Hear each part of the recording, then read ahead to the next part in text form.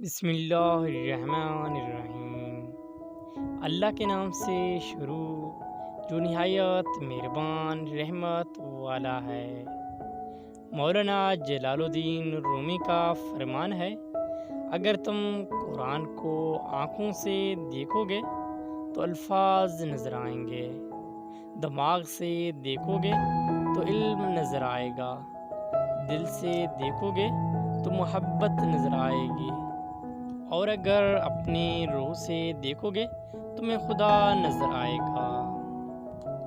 محبت تو یہ ہے جب خدا کہتا ہے میں نے سب کچھ تیرے لیے پیدا کیا ہے، اور تم کہتے ہو میں نے تیرے لیے سب کچھ چھوڑ دیا ہے۔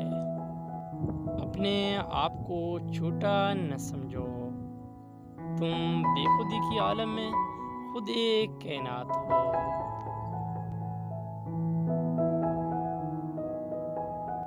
تم اس دنیا میں رہتے نہیں ہو، بلکہ تم یہاں سے گزر رہے ہو۔